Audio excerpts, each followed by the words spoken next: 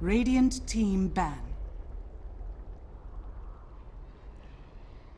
Hello folks, and welcome to Game 2 between Team Liquid and Team Alternate. We have some Starladder series, High League series, Star Series, Season 13. I think I got all of that right. It's a bit of a mouthful for you all, and we're going to jump right in because a draft has started. Once again, I'm Llama Down Under, and today I am going to be joined by Scant. I'm super excited.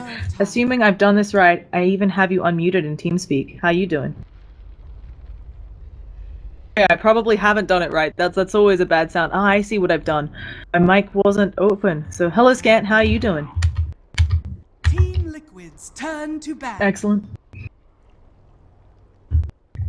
I did the thing where I'm really professional and forgot to open my mic to you. So don't only horrible things. Only the worst. I told them all. Oh no, not too much. Now, Scant unfortunately didn't get to see the first game, so let me just sum it up for you. Invoker Ursa killed everyone, pretty much.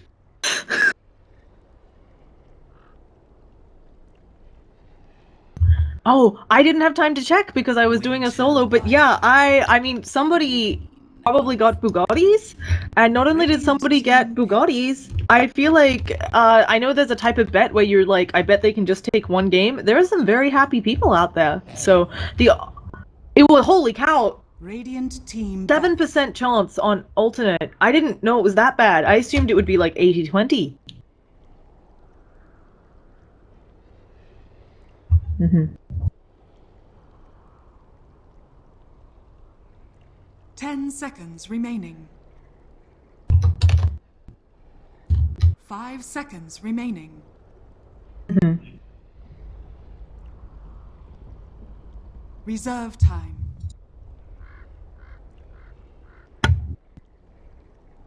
Yeah.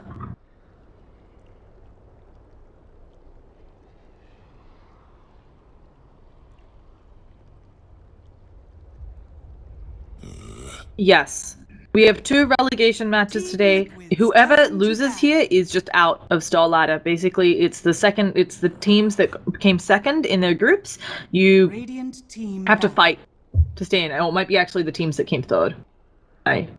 Maths is bad. But yeah, both the games today between Team Liquid and Team Alternate and between Navi and HR are loser goes home, winner continues on into the next phase of Starladder. So now we'll see if Alternate pick up. They've been picking a bunch of Invoker. In the last 5 games I've costed off them, Supreme has played Invoker, all of them, and they are very dominant with the hero. But we already have a bit of a draft underway. I think very standard first round of bans. The Tusk actually banned out by Liquid. Jerax did mad work on that. In the first 2 minutes, he had 4 kill involvements.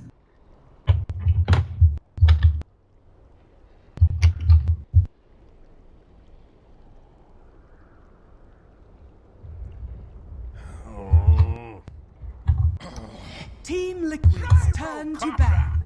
Mm-hmm. Radiant team pick.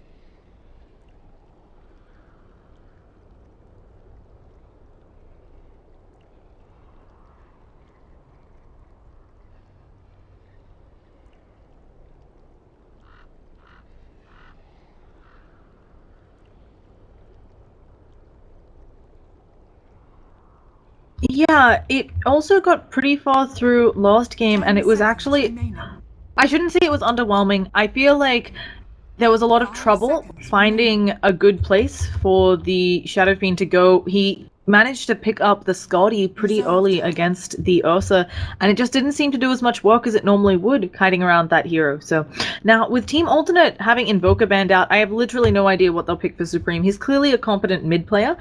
He actually lost the lane pretty hard from the standpoint of he died, I think, 3 times early game within the first 10 minutes. You know, he was having a rough time, and Invoker does lose lanes because he had to go Exort, not Exort, he had to go Quaswex.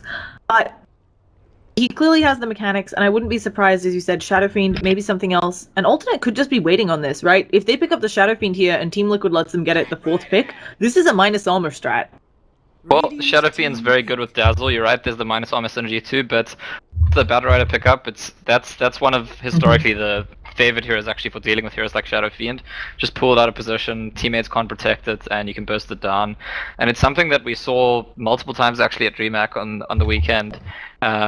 Teams picking up that Batrider to pull heroes like Shadow Fiend out of position to just, isolate them and be able to burst them down, and then it's not that scary. So I would have expected a lot more before the bat pick. Now I'm not too sure. I also wonder, Kuroki, I've seen him before run a support Batrider, which was interesting, and I believe they ended up winning that game, but I'm interested to see whether this is going to be Fodder Batrider, which apparently I say wrong, but we're gonna go with it. We got a What have you been told to say? I think it is fodder. I think it's fodder. Okay, excellent. Chat then just is trolling me. I feel like he's said fodder before, but I also know I have a bit of an accent. I think it's just my accent. Because Toby says fader, but like it I'm is pretty short sure for that's fatality. Wrong. So, but I'm pretty sure it's fodder. Either way, Wraith King, a great hero for burning a big spell like the lasso. Unfortunately, I feel like here it's gonna put him in such a bad position that it may be just burning the life twice. I don't know about that. I mean, Slaughter's got sprints, he can get there pretty quickly. Dazzle has pretty long range on his spells. I think that Wraith King probably is one of the better picks you can pick into Batrider. If your number one concern is like we want a one position or a safe lane hero that's not just gonna get destroyed by bats, there's not a lot better than Wraith King. There's maybe Slark is another option, but I think I do like the Wraith King pick. Yeah, I think I could go with that, and definitely it's not that surprising to me to see what I'd call a tier 2 or tier 1.5 European team picking heroes that are like super popular in the pub meta right now, because there is that kind of interchange between mid-level pubs and high-level pubs and mid-level pro teams that seems to like be quite malleable. And Wraith King of course is huge in that pub scene at the moment. So Razor, pretty good response to Wraith King, I think. I agree. I feel like Razor obviously super able to kite with Queen of Pain to help. My only question here is, I'm assuming it's the support Batrider. It could also potentially be, I've seen once, I think, I want to say Alliance ran it, but I could be really wrong. They ran a support Quap a while back, and I don't want to say that because it's kind of really far out there, but we've seen it once. Maybe it'll be that instead. It's good. I gotta say, it's something that I've tried in pubs. It's Elodance does it for Empire every now and then, and Minus does it for Alliance, the support Quap. I think because it's Team Liquid, and exactly as you pointed out, like we've seen Kuro actually playing the support bat, so I would just like guess that. I mean, we'll find out any second now, but I actually think support Quap is really good if you have a player who knows all the ways to exploit the hero early on. It's a support hero that is very difficult to kill, very good at sniping couriers, can get around the map pretty quickly, set up deep wards without danger. A lot of the time you need to use smokes to set up those deep wards early on, but Queen of Pain can do that. 5 seconds remaining. So I think I'd prefer to see it support just because it's cool. Oh, it is! Yeah, it is. Sorry, I got so excited. Great. No, that's fine. I wasn't expecting it because I haven't gotten the joy of casting one myself. So with that, we're going to be hopping in, folks. I think this series has been full of surprises. We got to see a wonderful Invoker play. We get to see a really strangely dressed Death Prophet. I almost didn't recognize her. Thought I was in a different game. But yeah. I also have to say I like the Death Prophet Lost pick just because her Exorcism, of course, is physical, and then you've got the amp damage. I was a bit worried about how they were going to take advantage of Slaughter, get some more synergy, and so I think having that up, you're going to melt people with Exorcism. Yeah, she's also... Death Prophet is also, like, out of the sort of carry or core heroes, one of the better ones to pick against Razor in the sense that if he steals your damage, you don't really care. Like, she's not dealing damage with right clicks. This is a hero that deals more damage over a game usually than almost any other hero except maybe Venomance or Zeus. And it's all it's like Crypt Swarm spam, and it's your ulti, which sure it's physical damage, but it's not your physical damage. So yeah. Razor's just gonna be stuck to that Wraith King all game, stealing his damage. That's gonna be really annoying for him, but Death Prophet's Supreme's not gonna have to worry about it, I think, at all.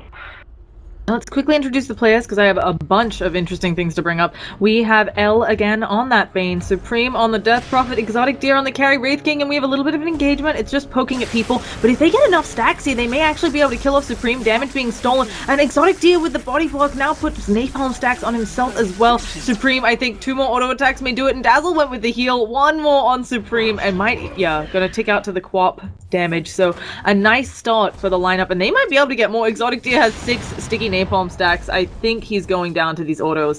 One more auto, goodbye Exotic Deer. So maybe a game-winning start from Liquid. Let's finish up the introductions really quickly. We've got Nisha on that top lane, and of course Dazzle is going to be played by Robert. I'm tossing it over to you for Liquid.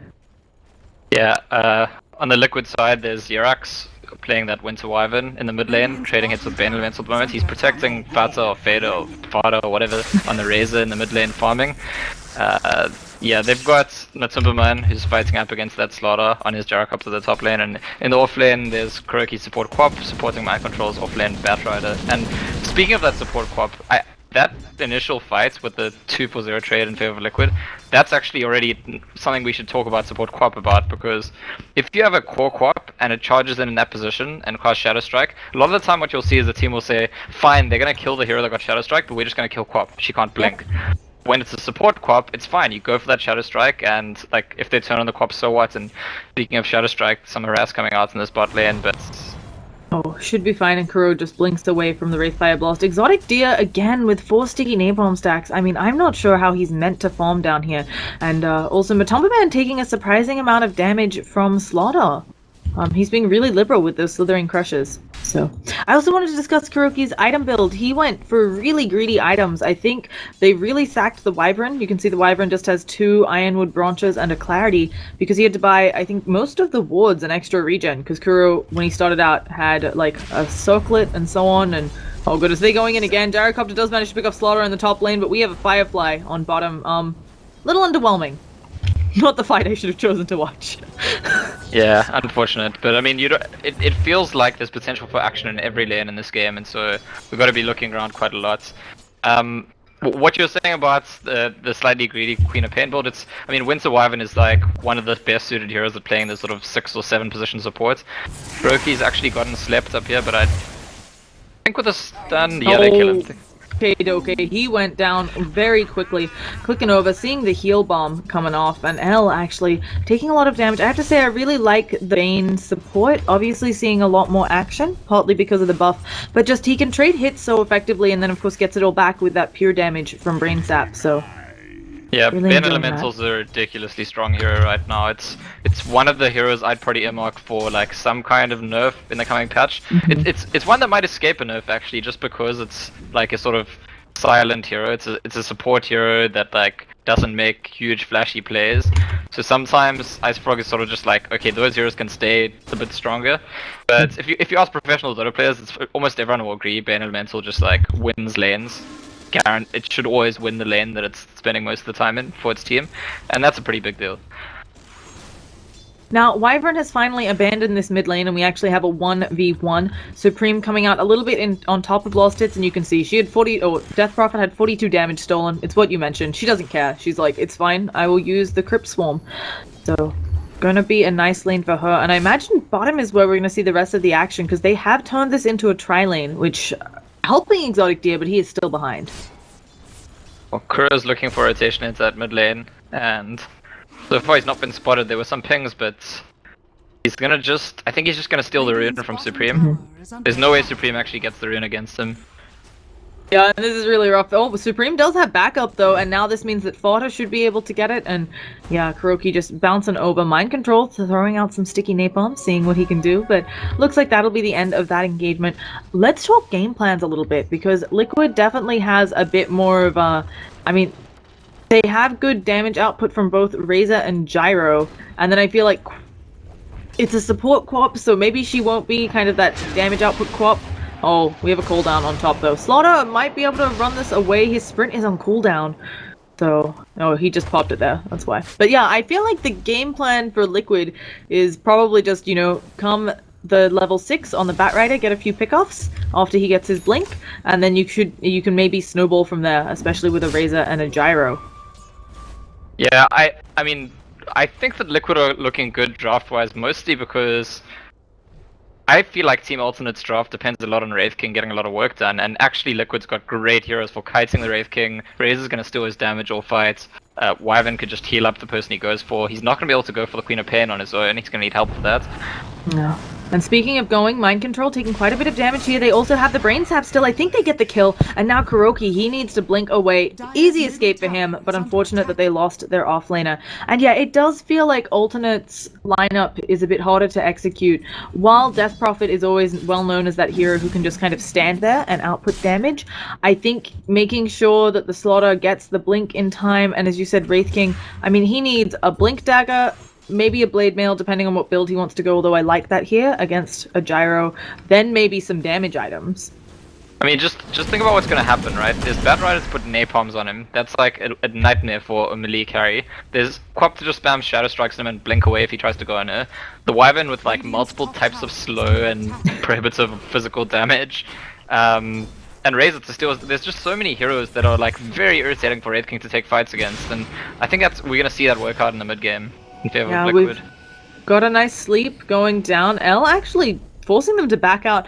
I also wonder if we'll see, I've seen this a few times, Wraith King can always go Armlet. Oh goodness, L, he's going to probably fall here. Does he have another Brain Sap? He does get it off. He has the Shallow Grave that can back him up. He's got 5 sticky Napalm stacks. They managed to get the Shallow Grave off in time. They could go for Kuro. He has to bounce away. I have no idea how they kept the main alive there. I really thought he should have gone down, but Brain Sap is strong. Brain Sap's really, really strong. It's like the #1 reason that the hero is rated so highly. Mostly in terms of the early harassment, but also later on. It's just like pure damage, and it's essentially double in the sense that it deals the damage and heals it. So he's already got great base stats, he's already got great move speed, and then he's got that Brain Sap, which is just like an insanely powerful, even at early levels, spell. Yeah. So, I'd be interested to see whether Exotic Deer, I've seen this a couple times in professional games. I think actually Alternate may have been the ones who did it last time, although it didn't result in a win for them. It may have been Power Rangers. But, oh sorry, Arcade. They ran a Maelstrom against a Wyvern, just on the Wraith King, just to try and make sure that they, one, it's a good farming tool for a Wraith King, and two, just to make sure they could get off some damage in the Cold Embrace, but it just feels so underwhelming. Yeah, I don't know. I mean, like, I wouldn't say that would be like if you're gonna go for Maelstrom, it's not just gonna be because of the Wyvern. I mean, that is a nice little benefit, but he's actually being gone on right now. He's not level 6. This is a great time to kill Wraith King. He's got the Shallow Grave, but I don't think that's gonna be enough to keep him alive at all. In fact, Dazzle might die with him. Yeah, Dazzle has to be really careful here. The Wraith King does go down. They're thinking about going for more, and with Matumba Man coming in, Rocket Barrage, goodbye Dazzle. Scream as well. I think Kuro trying to take one of those for him. But I also, Matumba Man's early rotations, this is what I mean by I think a lineup for Liquid's so easy, right? Matumba Man's a hero, maybe he's not getting as much as he wants out of top lane, although as I say that, he's at 50 CS 8 minutes in, so he's clearly having a blast. He can just come bottom and get some kills there, and then maybe come mid and get some kills there. Yurax is being dived. Yeah, he's gonna stop taking any sort of damage. The Brain Sap on cooldown. They could also Nightmare him in place if they were so worried. A nice Splinter Blast Nisha. They have to toggle the aggro off of him, but whoever's coming in the Quap gonna get an easy kill there. And without the Brain Sap for 3 more seconds, actually, L thinking about going for it because we got a Dazzle. He wants to stand up and close. Kuro has the blink away though, and he gets out on 50 health. Just Kuro things. And this is like the main feature of Support Queen of Pain is that blink. It's like how much value you get from like a 1300 range blink at level 1 for support hero. It's unheard of. Like there aren't other support heroes can do things like that. And we've seen even early on in the enemy jungle, he's able to play really aggressively because he knows he can blink away, and then he's able to TP in, pick up a kill, and he knows he'll get away as well. And it's one of the major advantages of the Support Queen of Pain once you get that early value and like levels and manage to get things done. Yeah, and it's just the little things that you mentioned. Oh, they're going in on Supreme. They have the lasso. They've got the damage steal from the static link. Supreme gonna maybe be able to walk it off though. Slithering Crush and amp damage coming out onto Fodder. He does have a DD, but they're going in, and if they have a Brain Sap, oh, Nightmare gonna set up the kill. Let's see if Mind Control will go down too. I think he's got enough sticky napalms that should be the end of that, but a really nice turnaround. This Death Prophet keeps getting out on very little health. I mean, she's having so much damage stolen.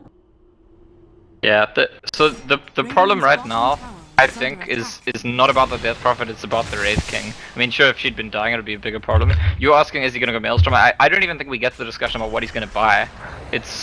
Okay, Yurax is caught again. I think he's Arctic boning over the side. Can they hit him right there? Oh goodness, they can, and the heal bomb comes out. Of course, being physical damage, amp damage, making that good work. You were saying on Wraith King, you don't think there's a discussion of what he goes?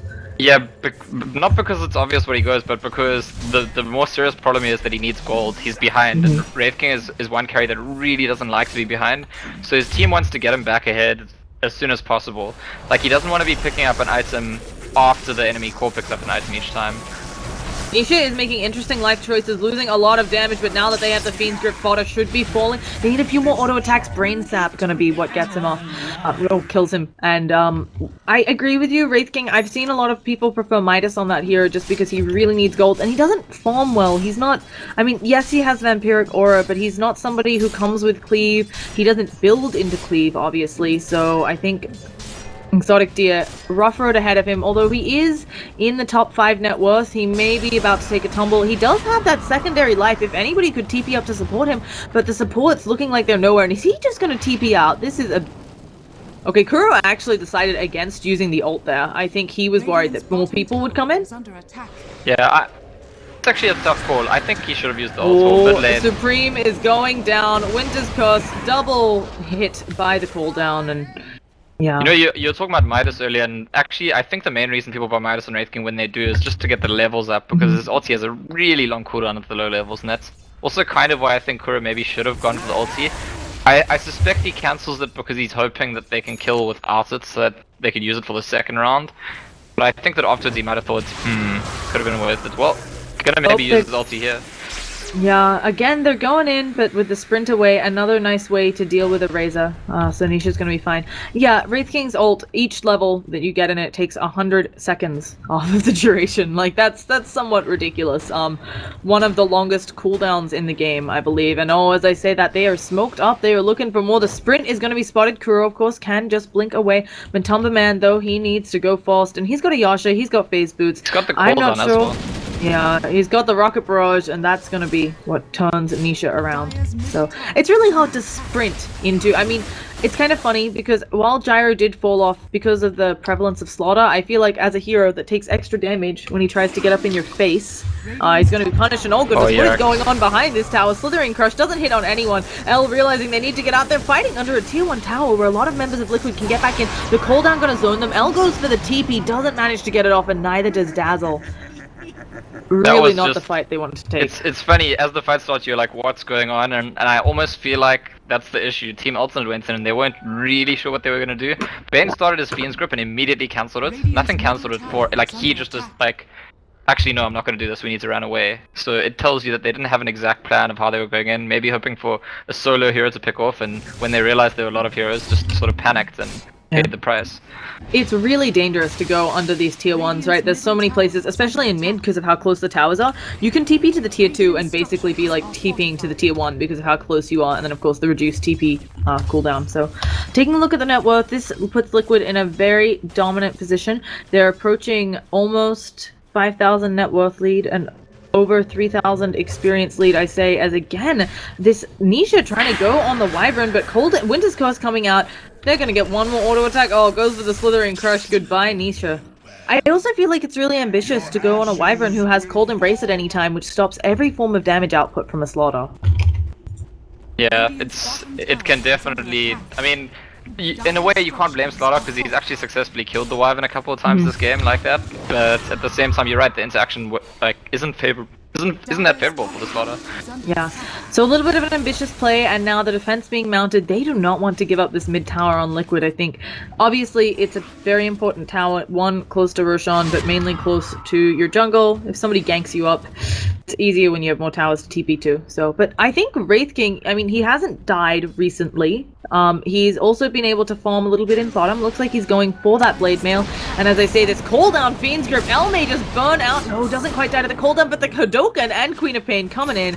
I don't think Exotic Deer is getting anything. He does have backup, so the second life shouldn't be in vain. And Jarex doesn't have the Winter's Curse. They get the Slithering Crush off of Kuroki, but he'll just blink away the moment he's up. And now Exotic Deer, as I jinxed him, saying he wasn't going to go down, going to take a tumble here. Fodder looking for Robert as well. One more auto attack, they get it.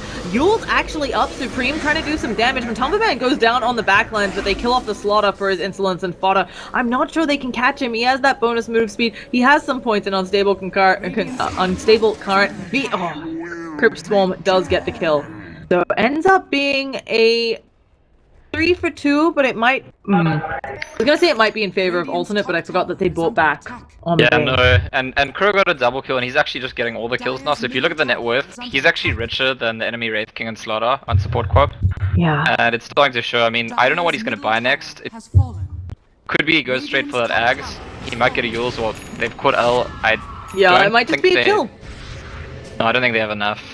Oh, maybe deciding not to go for it. Supreme turns around, gets the silence off, but Kuro, he does have a Sonic Wave and a Blink. He's gonna be just fine, and Wyvern should be able to flap away. Although Octopus is on cooldown for a while, Slithering Crush does come out. They've killed off the tier 2 tower mid, so maybe they have enough damage, and one more auto attack should do it on the Jerax. Uses the Cold Embrace at the last second, but Crypt Swarm more than enough to deal with that. So a nice return kill. At least they got something on alternate.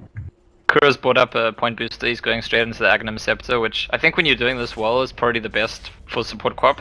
I've seen some go for the mechanism for Guardian Greaves, some for 4-star for Yules, but I think, like, why not? He's actually getting enough gold to play almost like a core quap, and they're smoking down to kill Wraith King again because they know his ulti's down at level 1. Yeah, Wraith King gonna take a tumble here. He can try as he might, but just walking it off. Saving Grace, Slaughter very close to that Blink Dagger, and now getting some free farm up in top lane. So, I mean, it's not great, but at least you can argue someone's getting something out of this death. Yeah, I mean, so the Death Prophet's level 11, so if she gets an Exorcism off, and there's like a really big Slaughter stomp, like maybe an important grave or something, they could definitely win a fight. But a lot of stuff needs to go right, and if the Death Prophet gets burst down, I think there's basically no chance. Like, she's definitely the damage output for them to win a fight at this stage. So, I mean, I guess good for them. She's got the Yules to protect herself, her Silence, Dazzle's Heal, Grave. Even a Wraith King can kind of provide a distraction. But I don't see Team Alternate winning any fights where DP is not the main damage output. And Batrider's got the Blink, got the Urn, and some change. Sandra and Yasha finished up on Gyro. Really early timing on that. I mean, this Gyro been getting a lot of kills, but he's also now a bit rough to kill. Although they have a smoke up. They're trying not to break it on Kuro, but it's gonna be broken. I think Kuro, yeah, he just saw them uphill there as well. So Supreme maybe not going to find what he wants. He's, as we said, got the Yules. Do you have a preference? Bloodstone, of course, was nerfed last patch, but it's still, you know, it's not a bad item if you can get some charges on it. I think you gotta buy the Yules. I mean, Yules was like the most favored hero in the whole freaking Dota game for a long time, and the nerfs that it got are not nerfs that are really applicable to this hero. Like, sure, it costs more mana to Yule someone, and it's like slightly shorter range, but she's really fast and she has a huge mana pool. And a lot of the times you self-Yules. Yeah, exactly. That's what she's gonna do. She's gonna self-use during They try to go for a Fiend's Grip onto Matumba Man, but he is not alone, never alone, and instead Bane gonna be giving up his life, tries to keep it alive for a while. We actually have the Exorcism coming out, and Matumba Man melts! We do have the Winter's Curse, but of course these own spirits do not attack, and Supreme has a DD as well. Looking to get more on this Wyvern. At the same time, if Cold Embrace will stop a lot of that, but once the Cold Embrace is done, will there be a turnaround from Liquid? Jerax melting. Kuro thinking about going in. Silence does come out, does have a blink though the moment the Silence is done. They need a Slithering Crush to hold her in place, not able to get it, and Razor coming in on the backlines, trying to do some work onto Robert. Fodder may have overstepped his bounds. These two heroes both really fast, spirits unable to latch, and I think Fodder gets out just fine. And now actually it is Nisha who might be in a bad position. I'm not sure that they know he's up there. Oh, Kuro blinks, Nisha sees it, Nisha going in for the auto attacks even with the slow. Can Nisha get it? No, he's going to be pushed backwards. Sonic Wave to make sure he doesn't go down, and Kuro using that Kuro thing. is 1,000 gold away from Aghanim Scepter on 4 position Queen of Pain. He's not even level 11 yet. It's completely outrageous. I mean, this is not... You don't pick support co-op expecting to have such a great game, but this is one of the upside that when you do have such a great game, it transitions very, very neatly into an extra core. And once he hits that axe, then suddenly I think they're gonna be winning all the fights. Like there were some moments of panic, I think, for Liquid in that fight, and it's mostly because Batrider and Gyro both unload their ultis to kill Bane at the start, and then DP is thinking, Supreme's like, well, I have Exorcism, we've got a Slaughter, like we can just go ham on people, and that's what they do. Get a couple more kills, but I still think the ball's in Liquid's court, very much so.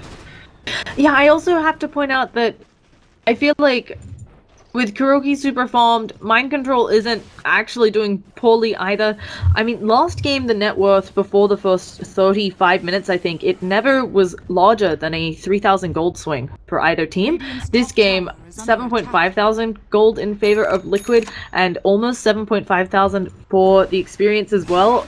They're in a dominant position, and Wraith King, as we talked about, hard time playing from behind. He's got a blade mail to his name. Like, while it can return a decent amount of damage, I don't think it's enough at this point. No, yeah, Wraith King is like close to the point of becoming irrelevant in this game, and it's so bad for a Wraith King to try claw your way back into a game. Like, there's so many tools to ignore and kite him, and I don't think that he's going to cause any trouble. Yeah. In comparison, we see Crow just like split pushing this lane because of all the farm he's got, because of all the levels he's got. He draws enemy heroes. Starladder keeps coming in, they keep trying to like pick him off. And even if he were to die from like a 3-hero rotation, his team doesn't care, they're getting a rush. He's just some support hero.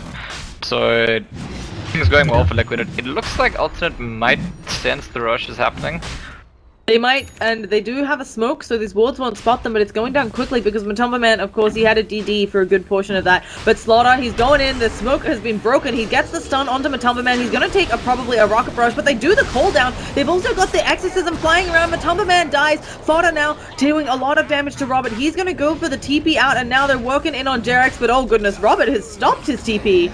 And it looks like they're trying to take the Roshan. They do have Exorcism out, so it wouldn't be a bad thing. And if they can kill off Jerax, they don't have to worry about that Winter's Curse. So a big turnaround for Alternate. At the same time, they have to secure this Roshan. And Fata coming in. Fiend's Grip onto him. They get the Roshan. Kuro unable to steal it, but a big Sonic Wave. A lot of people taking a lot of damage. Exotic Deer has boned 1 life, and now he's getting the crits onto Kuroki. They kill off the Razor as well. Somewhere, somehow, out of nowhere. Not really out of nowhere. I mean, part of that was a 2v4. Look, Alternate, take a big team fight off of Liquid. There's a very big mistake made by Liquid that caused that to happen, and what, speaking Maybe of another mistakes, one. Yeah, Slithering Curse. They have more than enough lockdown. I mean, it's the same player, by the way. I mean, I don't know if Mind Control's made the call there, but right before that rush fight, he actually TP'd top. So he was expecting, okay, they're gonna try kill Kuro, that's what they've been doing, fair enough, and he's gonna be ready to counter. But because he TP'd top, when the enemy team all appears at rush, Kuro can TP down there, but the Bat can't. And I think that's a really big deal. Responding to the initiation, like, suddenly everyone's on your gyrocopter, you need people to be able to, like, pull, you need heroes that can pull them off gyrocopter. I think there's the term, there's like a LoL term, I don't think there's actually a Dota term, it's called peeling in LoL. Okay. to literally peel people off your carry, and that's the Batrider's job in this game, and unfortunately he was, you know, indisposed. He was at the top lane, couldn't TP, had to run all the way down. and as you pointed out, I mean, it's pretty devastating. They were 7.5 thousand gold ahead. Now they're maybe 2,000 gold ahead. I mean, look at this swing, and that's off one team fight. They also have the Roshan. They're gonna get a kill on Exotic D. He doesn't have an ult, so he falls. I wanted you to look at... Okay, never mind. She just casually picked up the plate mail. I'm assuming this is Octarine, not Bloodstone, on the Death Prophet, but it could be either? I think Octarine next on Death Prophet, a little more popular. I'd have to pull up the stats to do that, and that would... Octarine is probably the more natural choice. Bloodstone's not bad either. And the plate mail will eventually become a Shiva's almost certainly. Although, this is actually a really good game for Lotus Orb, so she could go back for that Lotus Orb. There's a lot of nice things to return. Or even remove some buffs, like there are some slows that you could get rid of that might save your teammates, so yeah. I do agree, it's a really nice Lotus Orb game, and I was also going to say, I really don't think Supreme should be the one to pick it up, but it's not a bad AC game either, you know? As long as someone's not Winter's Cold Embraced, they will melt to everything coming out of the lineup of Alternate. Kuro and Jerax, one of them's probably gonna get caught here. Yeah, I think it's Jerax because, I mean, on one hand, it's unfortunate that Jerax keeps dying. On the other hand, I think it's fantastic that he's the one who's eaten. I think this is like the 3rd smoke he's been the victim of now, and it's much better that Jerax goes down than someone like Matumba Man or Fata on the Razor. Or even Kuro, who's actually 50 gold away from his Aghanim Scepter, which is like, I mean, he's become a core in this game, and it's pretty significant. Although, if you look at the relative net worth, suddenly Wraith King and Slaughter have overtaken not just the Queen of Pain, but also the Batrider. So, trying to become relevant again. I think the relevance of the Wraith King is still going to be, like, I think he needs to be an item ahead. So, catching up is maybe not necessarily enough for him. But the farm on Slaughter is a very big deal, and he's nearly got a BKB. and I think that's going to help him stay around in fights and get lots of stomps and amps up, and that is significant, especially because of the interaction with the exorcism. Yeah, and we've been seeing, I mean, you see this time and time again. Gyrocopter early game, the majority of his damage output early game is magical, right? The flat cannon isn't a huge worry until later in the game where he actually has a hard right click. So being able to dodge a lot of that damage, of course, Quap, other than the Sonic Wave, also has a lot of magic, Splinter Blast, Plasma Field flying around. That helps a lot, and also stops the Slaughter from being kited, as we pointed out, by the Batrider. Yeah, definitely. So yeah, I don't know. The game's evened out quite substantially. I still think draft-wise that Liquid are maybe a bit favored, but is Mind Control gonna get picked off here? He's getting a lot of damage shown to him with that Blade Mail, but I actually think that Alternate, if they go in any deeper, they're going in too far. They even use the Fiend's Grip onto Mind Control, and they're thinking about going in again onto Fodder the Nightmare. I'm not quite sure if that was meant to be on Nisha. I think the play here is get the tower and get out, but at the same time, they do have Matumba Man working on their tower up top, and Kuroki pushing in bottom, and we'd mentioned this before. Are they even going to get the mid-tower? No! A beautiful Winter's Curse, it stops so many TPs. They're maybe going to lose their Bane. He's taking a lot of damage, but there is the ult, and it melts through Kuroki. Queen of Pain brought down, and L manages to live, and on the sidelines we're still chasing for more Slaughter. If he gets off a Slithering Curse onto Fodder here, he gets it. There's the amp damage and the physical damage from the spirits just ripping through them. I still don't understand exactly how ghosts do physical damage, but clearly painful. Yeah, I don't know, it's one of those ghostly properties that they can just... I don't know, but what the only positive for Liquid there is that Exotic Deer actually TP'd out, went on Matumba Man, and if the TPs didn't get cancelled, they would have killed Matumba Man, because he just needed one person. But instead, actually, Matumba Man killed Exotic Deer once, got rid of Wraith King's ulti, and then TP'd himself out, so at least they know the Wraith King ulti's down for the next 2 minutes, but as I've been saying the whole game, I just think that the Wraith King is not the key player for Team Alternate, so, you know, taking him down, not that significant. Yeah, and this completely evens up our gold and experience with that little team fight. While it's great that, as you said, Matumba Man didn't go down, I think it was kind of ironic because Kuroki was pushing in bottom. He actually came home for that and then was immediately blown up. He probably now deciding, you know, it would have been much more worth it if I had just put more pressure on this bottom tower, opened up the jungle of the Radiant a little bit more. So, and I'm not sure. This is exactly what happened last game, albeit the lead from Liquid wasn't as substantial, but they were definitely ahead, and then a couple good team fights came out of Alternate, and they were behind again. It's strange, I mean, like, no discredit to Team Alternate, but I do feel like when I watched Liquid in the past, I don't know, they had a bit of a break where they didn't play for a while before, I don't know, about a week ago, I think, if that's correct. And it feels like Alternate are playing as more of a unit, as more of a team, and Liquid a lot of the time not quite on the same page. Well, they're gonna go for a play together here. 3 of them running in, 2 TPing in, and... Now, the Slithering Curse on the side. Fodder is being Fiend Script up if they can get the damage, but there's also drag back from Mind Control. Many heroes in this cooldown, and Supreme pretty much dead, not going to get off that Exorcism. It's also on cooldown, so I think finally a very well won team fight for Liquid. They're going to get all 5 for nil. So as we were saying, we're worried about their team cohesion. They're clearly doing well, and okay, he was drawing something. I thought he was maybe going to write something on the map. I love it when they do that. I mean, that's a huge team fight. I gotta say, it's a massive error by Team Alternate to not recognize how important the exorcism's been. Like, to go into a position where you might get into a fight and you don't have your exorcism, like, to me suggests that either they thought there's no chance of a fight, or they just got maybe a bit too confident because the game flow has been going so well for them recently. If the exorcism's up, that could be a completely different fight. Without the exorcism, they had basically no chance at all of winning it. 100%. It does feel like right now, with how the Wraith King's farm is, that's all of their damage. I mean, he's rocking Blade Mail and Hyperstone. Kuro does get slept up, but they can put some pressure on this mid tower if they feel like, since Kuro just has that easy blink away. And again, Alternate now back on the back foot. Kind of funny. They did so much work in that one team fight to get themselves ahead, and they're right back where they were beforehand. Octarine is finished on Death Prophet though, and now she can work on that Shiva's. It helps them a lot here. You know, extra armor since there's a lot of physical damage flying around, and of course the attack speed slow. Yeah, in the meantime, there's a BKB that was finished before that last fight to Matumba Man, and I think that there's another BKB coming up on Fata as well. And it's interesting because there's not really that much spell damage coming at them, and actually some of the disabled, the Fiend's Grip goes through BKB, but it's one of those cases where I think that the dynamic between the two drafts is that they know that they can kite the Wraith King, they know that they can try burst the DP, and then if they've got BKBs, these annoying little spells like DP's Carried and Crypt Swarm it's called in Dota 2, and Slaughter Stomp or Wraith King Stun just won't hit them. I mean, the chances are the BKBs are mostly to deal with the Crypt Swarm. I remember reading a stat once, and I can't give the exact stats, but I think that Crypt Swarm deals more damage than Exorcism on average in a DP game. I think that's the stat. That would make sense. I mean, with the prevalence or the frequency with which you can use it. I assumed it was mostly for that Slithering Crush. It's got a huge AoE, and he's caught a number of heroes a few times here, and I can see that getting frustrating. You know, you're ready to go. Slaughter jumps in on you, can stun all 5 of you if you're close enough, just because of how big that AoE is. So I wouldn't be surprised for either of those. And also stuff like maybe you're trying to reinitiate after a team fight and then Bane just sleeps someone, and that can be frustrating. So BKB stopping all of that.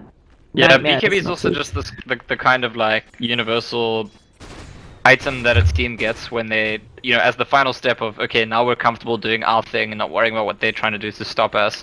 And exactly because of like all these little things that add up, like someone getting slept or someone getting stunned, and suddenly the plan you try to coordinate in the fight can't happen. Now, they're really far up on alternate. I have to imagine a clash is coming. I think Kuro saw them. They throw a weave out, but it only hits on one. They manage to get the stun on Kuro, but where is the damage? The silence comes out as well. They're doing quite a bit, a couple more auto attacks, and they pick off Kuro. But here comes the rest of the team. There's going to be a grip onto Supreme, and again, if they take out Supreme before the Exorcism, but she manages to get off her Yules, the first death has been burnt, and Kuro buys back. Now the Exorcism is out, but Supreme immediately brought down to 0 health, has to have the Shallow Grave used, and I'm not sure she'll get to kill people off before she goes down. She manages to catch one, but this makes it a 3, well, technically it's a 3 for 3 now, a 3 for 4 because Kuro died twice, but definitely not a favorable fight for alternate, and it felt like maybe they should have killed Kuro, cut their losses, and backed out. Somehow they still get up on top of the gold exchange with that fight, but not so good when it comes to experience. And also, Nisha, they're looking to pick him off again. He is way too far out. He's gonna blink away. I think he's building a Lotus Orb. Will he be kited here, though? That is the question. And without a Force Staff, okay, he's going to get a big Slithering Crush off and he should be fine. Yeah, I think this is going to be a Lotus Orb coming out of Nisha. And as we talked about, a really good item here. Well, there's been a Nightmare on someone in the mid lane. There's no Fiend Script to follow, though, so I don't think it's just like casual Nightmare, like... I think it's good. It delays the push, you know, and the damage coming out on the tower. But as you mentioned, there was no chance of follow-up. Slaughter, not enough to kill him. And if he went in right now with how farmed with Tumberman is, might have been able to just turn it around. Although he was completely out of mana. It's just that intimidation factor. You know, when you get Nightmared, you lose like core vision. And sometimes if you're like casting or watching, you forget that because you don't see that that's happened. But... I mean, I'm sort of joking, but there's also like, if in a different situation, there is this extent to which if you get Nightmare and you're far away from your allies, enemy team's alive, like you don't actually know who's going to be there when you wake up. Yeah, it's very common, and you get surrounded, and then your allies also don't have a good idea of what quite's going on, as you said, because they can't see. So, really powerful skill. I think even if they know about this Roshan, because they're kind of posturing and close together for alternate, they can't contest this one, just with the state of the game. So, unfortunately, not going to be able to stop this one and have a big team fight there like they did last time, but we're going to be instead seeing Wraith King. What is he? Okay, so he still just has a Hyperstone. I don't know if he's trying to build into an AC. I'm assuming that's what it's going to be, but it's going to come out really late. I mean, it's like after the blink, having an AC, maybe 40 minutes at this rate. Might be a bit faster. He's got good progress. I think it's the right item because unless he thought he could farm to Radiance or something, right now the problem is that he's struggling to get a lot of time where he can hit things in fights because the enemy team is so good at kiting him. So buy an item that's sort of for you but also for your team. I think it makes good sense to go for the AC. Radiant's bottom tower is under attack. And we can see the heroes on Liquid doing really well. I mean, Gyro is 10 and 3, Kuro's 10 and 5 on that support quap. And the net worth chart, we've got we actually have still got 3 members of the Radiant in the top 5, but I'm not sure if it's going to be enough. This, as you mentioned, the Farm and Wraith King, it's just not feeling like a lot. Yeah, I mean, it's only because of Kuro's dieback, really, that the situation's like the same reason you asked after the previous fights. How did the Radiant get the better trade? It's because of Kuro's dieback. He died, fought back, died again, and he actually is going for Lotus Orb too. And Yeah, we're also gonna for a see kill. bo3, he gets stunned up. They're doing quite a bit of damage. He pops that BKB, so no more stuns, but oh, a nice Winter's Curse turning around onto Supreme. There's not actually that much damage going in. Kind of the story of the right click here, and we also see Bane buying back. It looks like Bane died on the bottom lane, I'm gonna guess, and lost a lot of gold for that buyback. Does manage to stop them from pushing in, but we still have an engagement. Okay, Supreme does manage to TP out. I'm really surprised they didn't bother to pop Exorcism for that kill. I feel like you have to know one of your only hopes of bringing down the tanky Razor is Exorcism. Yeah, the problem is that there's, you definitely don't want to be in a position where you cast Exorcism and the Wyvern just ultis you and everyone runs away. You have to be in a position where you're guaranteed to get value from it, and I think because the team was split up, there's a worry that if I use Exorcism now, they run away, and then they know until the next Exorcism cools down, which is, what, 100 seconds or something? They can just do whatever they want. So I think there's unusual amounts of pressure on Death Prophet in this game to be very precise in deciding when to use Exorcism, how to use it in fights, how to move around fights. Yep. Now, Wraith King is only about 500 gold away from that AC, but of course this will mean he's buying out. He does have that level 3 ultimate, so only 60 seconds cooldown, but it feels like Liquid's in a great place to kill him twice. So, it's rough, and I feel like as well, Death Prophet's really slowed down her farming. She was doing a really great job getting closer and closer to that Shivas, but they've just taken a few bad engagements and not owning their jungle, because we've seen Liquid in here a few times. Oh, I love drawing on the map. We've seen Liquid in here a few times, and it's looking like it's rough to find anywhere for alternate, so they're slowly getting starved out, about 14,000 net worth behind. Well, what we are going to see is the Lotus Orb up on both sides very soon. Kuro's about 600 gold away from his, and I think Nisha is... Does he have it? Or no, he's also about 600 gold away from his. So there could be some pretty awesome shenanigans in the next fights if there's good timings on Lotus Orbs. We could see a bunch of things bouncing back, and that always makes me entertainment. Good luck to you casting that kind of fight. Yeah. It's punky. I just... Oh, we see Matumba Man going in on Nisha a little bit, but I think this is just kind of that threatening area, and do you... Yeah, we've got... I always wonder why amp damage turns some heroes, especially the Gyrocopter, it turns him like this light color and doesn't kind of turn other heroes particular color, but that's not important. That is just probably Dota bugs, to be honest. I don't know, maybe it's because he's like mechanical and it's raining on him, so he's rusting. Exactly. Very quick rusting, although rust can happen overnight. Now, Lotus Orb on Slaughter also really close, right? Yeah. They're both so coming up very soon. But the AC's already finished on Razor. He just had that delivered.